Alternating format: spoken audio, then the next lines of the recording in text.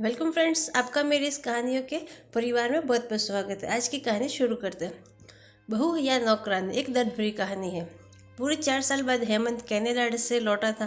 Canada में एक beauty products बनाने वाली कंपनी के लिए हेमंत काम करता था। हेमंत अपने देश, अपने घर लौटकर काफ़ी खुश था। एयरपोर्ट पर उतरे ही हेमंत की नज़रें अपने परिवार वालों को खोजने लगी। जल्द ही उसे अपने माँ बाप, भाई भाभी, बड़ी बहन और खुद की 3 साल की बच्ची भी एयरपोर्ट पर खड़े नजर आई। लेकिन उसकी नज़रें शोभा को खोज रही थी। वो सोचने लगा, ये शोभा मुझे मिलने आई क्यों नहीं, और ऊपर से उसने हमारी छोटी सी बच्ची को भी यहाँ भेज दिया। अश्विन एयरपोर्ट पर सबसे हंसी खुशी से मिला। फिर उसने शोभा के बारे में पूछा तो उसकी दीदी बोल पड़ी, भाई वो घर पर ही है, तुम्हारे लिए खाना तैयार कर रही है। वो तो आज ही तुम्हारे आने की खुशी में काम करने लगी है, वरना तो वो कोई काम ही नहीं करती। अश्विन ने अपनी बेटी को प्यार से उठा लिया, लेकिन उसकी बेटी उसे देखकर रोने लगी। लाओ मुझे दो बच्ची को, वह तुम्हें काफ़ी दिनों बाद देख रही है ना, इसलिए पहचान नहीं पा रही होगी। कहते हुए दीदी ने बच्चे को अपने पास ले लिया। सभी टैक्सी में बैठकर अपने घर की तरफ रवाना हुए। अश्विन अपने परिवार से मिलकर खुश था, लेकिन ये बात कि शोभा उसे एयरपोर्ट पर मिलने नहीं आई उसे काफ़ी परेशान कर रही थी। वो सोचने लगा, क्या खाना बनाना इतना ज़्यादा ज़रूरी था, मुझसे मिलने से भी ज़्यादा, और वो भी तब जब मैं 4 साल बाद वापस आया हूँ। इन्हीं ख्यालों में घर तक का आधा रास्ता बीत गया। अब उसकी बच्ची उसे देखकर रो नहीं रही थी, इसलिए अश्विन उसके साथ खेलने लगा। बाकी का आधा रास्ता भी खत्म हुआ और घर सब पहुँच गए। गाड़ी की आवाज़ सुन शोभा बालकनी में आकर खड़ी हो गई और अश्विन की तरफ देखने लगी। अश्विन भी जैसे ही गाड़ी से उतरा, उसने पहले दरवाजे की तरफ और बाद में बालकनी की तरफ नजरें घुमाई, जैसे वह सुबह को ही देखना चाहता हो। अश्विन से नजरें मिलते ही शोभा के चेहरे पर मुस्कान झलक पड़ी। अश्विन भी उसे देखकर हल्के से मुस्कुरा दिया। सभी घर के अंदर गए। शोभा उसके लिए पानी लेकर आई और सभी को पानी देने के बाद फिर से किचन में चले गए चाय बनाने के लिए। थोड़ी देर तक सभी परिवार वालों से बातें करने के बाद अश्विन शोभा को बुलाने लगा। माँ ने उसे बीच में टोकते हुए कहा, रहने दो उसे किचन में, थोड़ा काम करने दो, बाद में अपने आप आ जाएगी। तुम बैठो यहाँ मेरे पास, वैसे भी कहाँ ज़्यादा काम करती है वो। अश्विन यही बात दूसरी बार शोभा के बारे में सुन रहा था।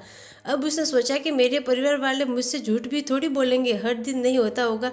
उसको इतना काम आज थोड़ा सा है, करने देते, मैं बाद में उससे बात कर लूँगा।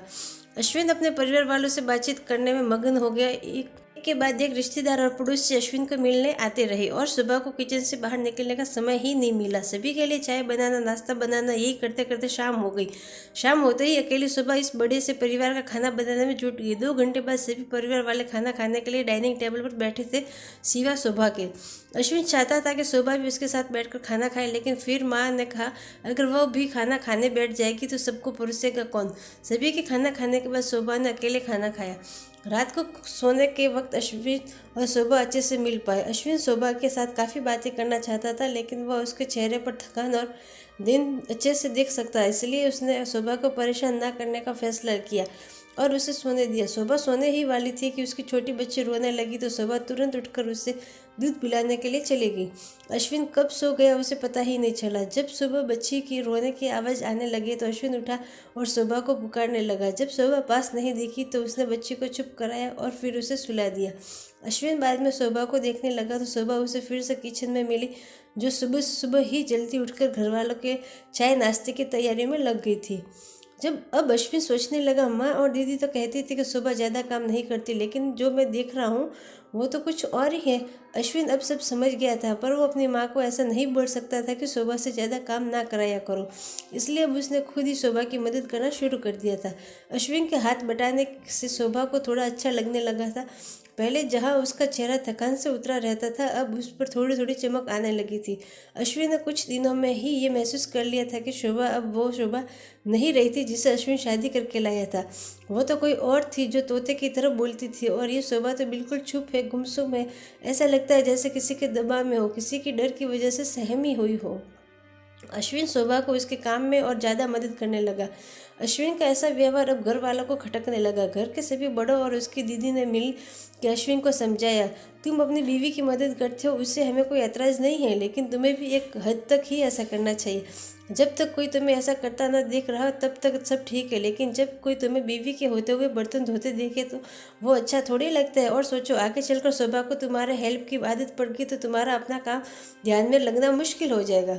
अश्विन हमेशा से ही अपने परिवार वालों की बात मानता आया था। जिस तरह से सब ने अश्विन को समझाया था, अश्विन भी उनकी बातों में आ गया। अब अश्विन शोभा की मदद करने से कतराता था। कभी कभार वह बच्ची के लिए दूध गर्म कर लिया करता, उससे ज़्यादा कुछ नहीं।